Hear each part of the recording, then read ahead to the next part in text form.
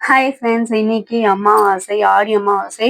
So Varahi அம்மாவுக்கு பூஜை பண்ணலாம்னு சொல்லிட்டு மல்லிகைப்பூ வாங்கிட்டு வந்திருக்காரு. பட் வந்து எனக்கு கட்ட தெரியாது. அதனால வந்து நான் என்ன பண்ணேன், கோத்துட்டு மாலையை வந்து வச்சிட்டேன். ஸோ ஈவினிங் டைம்ல பார்த்தீங்கன்னா எப்பவும் போல வாங்குற பூக்களை வந்து வாங்கிட்டு வந்துட்டு சாமி படத்துக்கு வந்து மாத்திட்டேன்.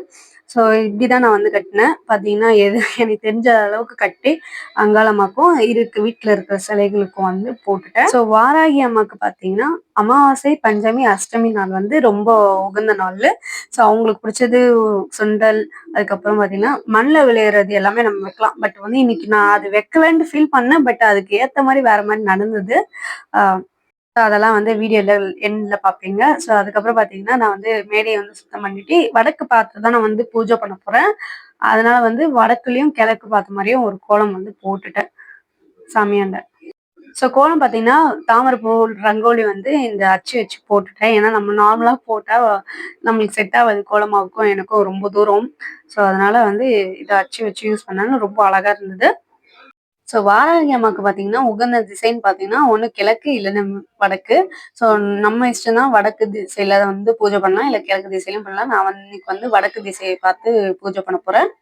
ஸோ என்ன இருந்தாலும் நம்ம வந்து வெளிவாசல்ல இருந்து தான் நாங்கள் ஸ்டார்ட் பண்ணோம். ஏன்னா வீட்டுக்குள்ள வந்து தெய்வம் வரும். ஸோ அதனால வந்து வெளிவாசல் வந்து சுத்தமா அழகா தொடச்சி கோலம் போட்டுட்டேன். ஸோ வெளியே வந்து முனீஸ்வரர் இருக்காரு, அவருக்கு வந்து பூக்கள் மாத்திட்டேன். ஸோ அதுக்கப்புறம் பார்த்தீங்கன்னா ஸோ நான் வந்து நிறைய செய்யலாம் யோசிச்சுட்டு இருந்தேன். பட் வந்து டைம் இல்லை. பசங்க 2 பேரும் வச்சு மேனேஜ் பண்ண முடியல. அதனால பண்ணிட்டீங்கன்னா பானகம் வந்து சிம்பிளா பண்ணிட்டேன். பட் வந்து அதுவே அந்த அம்மாவுக்கு ரொம்ப பிடிச்ச ஒரு விஷயம். வடக்கு பார்த்த மாதிரினால இந்த ஒரு செல்ஃப்ல பார்த்தீங்கன்னா வடக்கு பார்த்து ஒரு கோலம் போட்டுட்டேன். என்னன்னு பார்த்தீங்கன்னா மயில் அச்சு வச்சு மயிலை வந்து அழகா வரைஞ்சி எடுத்துட்டோம்.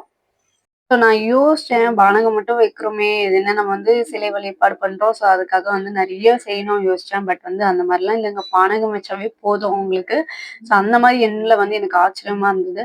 அதுக்கப்புறம் பார்த்தீங்கன்னா நான் போன வருஷம் வந்து போட்டோ வாங்கும்போது கூட வந்து வாராகி அம்மன் வந்து வெளியே வச்சு பாப்பா கையில கொடுத்து அதுக்கப்புறம் ஆராதனை எடுத்து தான் நான் வந்து வீட்டுக்குள்ள அழைச்சேன். அதே மாதிரி சிலைக்கும் என்ன பண்ண போறேன், பாப்பா கையிலேயே வந்து டம்ளத்தட்டுல வந்து சிலையை வச்சு ஆராதனை காமிச்சிட்டு அந்த அம்மா வந்து கூப்பிட்டு வரணும். வாராகி அம்மன் சிலைக்கு நான் இப்படிதாங்க வழிபடுறேன். ஏன்னா அவங்கள வந்து பாப்பா கையில வச்சு கூப்பிட்டு வந்தாதான் அது வந்து திருப்தியா இருக்கு. ஸோ இன்ன வரைக்கும் அவங்க ஏதாவது ஒரு ரூபத்துல வந்து எனக்கு வந்து காட்சி கொடுத்துட்டே இருக்காங்க. ஸோ அதனால வந்து நான் பாப்பா கையில கூப்பிட்டு அப்படியே வந்து வீட்டுக்குள்ள வந்து அழைச்சேன் அந்த அம்மாவை. ஸோ வீட்டுக்குள்ள அழைச்சிட்டு நம்ம எங்க வைக்கிறோமோ அந்த இடத்துல வந்து சிலையை வச்சுட்டு நம்ம வந்து அபிஷேக ஆராதனை எல்லாம் வந்து பண்ண ஆரம்பிக்கலாம்.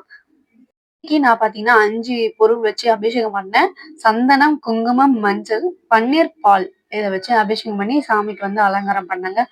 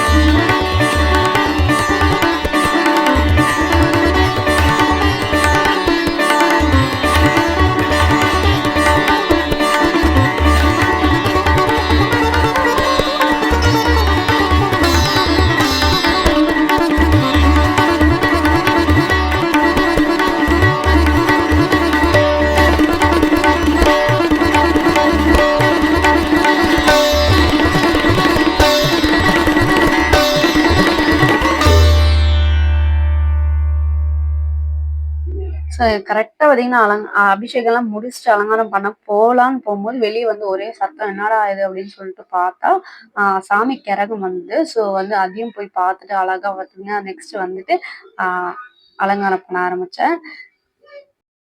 இந்த அம்மா சிலை பார்த்தீங்கன்னா, ரொம்பவே அழகா இருந்தாங்க. ஸோ என் கண்ணே பற்றும் போல இருந்தது. பட் வந்து கண்ணு வைக்கக்கூடாது தான். ஆனா நான் கண்ணு வச்சுட்டேன். என்ன பண்றதுன்னு தெரியல. ஸோ அதுக்கப்புறம் பார்த்தீங்கன்னா, மஞ்சள் கிழங்கு வச்சு அழகா வந்து பச்சை கலர்ல உடை அணிந்து, அம்மா வந்து ஒய்யாரமா உட்கார்ந்துட்டு இருக்க மாரி இருந்தது எங்க வீட்ல. ஸோ ஏதோ எனக்கு தெரிஞ்ச அந்த பூக்கள் வந்து மல்லிப்பூ கட்டினேன் பார்த்தீங்களா, அதையும் வந்து அழகா வந்து போட்டு, ஸோ இருந்தாலும் சரி நம்ம வீடியோலாம் பார்த்துருக்கோமே, நம்மளும் வந்து பானகம் குடுத்தா குடிப்பாங்களான்னு சொல்லிட்டு நானும் குடுத்தேன். ஆனா, அந்த ஆச்சரியத்த பார்த்தீங்கன்னா, எனக்கே ஷாக் ஆயிடுச்சு. ஸோ ஒரு முறை இல்ல, 2 முறை இல்ல. நான் பலமுறை வந்து பானகத்த எடுத்து வந்து குடுத்தேன். ஸோ பார்த்தீங்கன்னா, அழகா வந்து அம்மா குடிச்சாங்க. ஸோ ஒரே ஆச்சரியமா ஆயிடுச்சு. எங்களுக்கு பாப்பாவே ஆச்சரியமாயிடுச்சு. அவளும் நெறைய தடவ கேட்டுட்டே இருந்தா, "அம்மா உண்மையாம்மா? உண்மையாம்மான்ட்டு." ஸோ உண்மதாங்க. பார்த்தீங்கன்னா, வாராகி அம்மன் வந்து பானம் குடிக்கிறாங்க. ஸோ எனக்கு வந்து ஆச்சரியம் இருக்கோ இல்லையோ, ஆனா பாப்பாவுக்கும் ஒரே ஆச்சரியமா ஆயிடுச்சு. என்னன்னா, அவளுக்கும் ஒரு ஆர்வம் வந்துருச்சு. அம்மா நானும் குடுத்து பார்க்குறேன். நான் குடுத்தா குடிப்பாங்களா? அப்படின்னு சொல்லிட்டு கேட்டுட்டே இருந்தா. நீயும் குடுத்தா குடிப்பாங்க. நீ குடு அப்படின்னு சொல்லிட்டு இருந்தேன். ஆனா அவளுக்கு குடுக்க தெரியல. சரி நம்ம பானகம் குடுத்தா மட்டும் தான் குடிக்கிறாங்களா? இல்ல பால் குடுத்தா குடிக்கிறாங்களான்னு சொல்லிட்டு நான் என்ன பண்ணேன், காய்ச்சின பால் எடுத்துட்டு வந்து வச்சு குடுத்தேன். பார்த்தீங்கன்னா, உண்மையாவே குடிக்கிறாங்கங்க. எனக்கு உண்மையா ஆச்சரியமா இருந்தது. ஸோ வந்து என் ஹஸ்பண்ட் கிட்ட சொல்லி அம்மாக்கு வந்து பாலையும், பானகத்தையும் மாத்தி மாத்தி குடுத்துட்டு இருந்தேன். ஸோ போன வருஷம் பார்த்தீங்கன்னா, சர்க்கரைவள்ளி கிழங்குலயே எனக்கும் பானகமும், பாலும் வந்து அம்மா குடிச்சாங்க. பட் வந்து நான் வீடியோ எடுக்கல. ஏன்னா எடுக்கக்கூடாதுன்னு சொல்லிட்டாரு ஸ்ட்ரிக்ட்டா. இந்த தடவ வந்து நான் வீடியோ வந்து கவர் பண்ணிட்டு இருக்கேன். எப்படியோ தெர்ல. இன்னைக்கு அவ்வளோதாங்க. செம்மையா வந்து சாமி கும்பிட்டு முடிச்சு ஒரே குட் வைபோட வந்து ஆ அபிஷேகமும், ஆராதனையும் வந்து முடிச்சுட்டு சாமிய வந்து ஒய்யாரமா எங்க வீட்ல வந்து உட்கார வச்சுட்டேன். ஸோ இந்த வீடியோ வந்து இதோட முடிச்சுக்கிறேன். இந்த வீடியோ புடிச்சிருந்தா லைக் பண்ணுங்க. மறக்காம சப்ஸ்கிரைப் பண்ணிட்டுருங்க. தேங்க்ஸ் ஃபார் வாட்சிங்.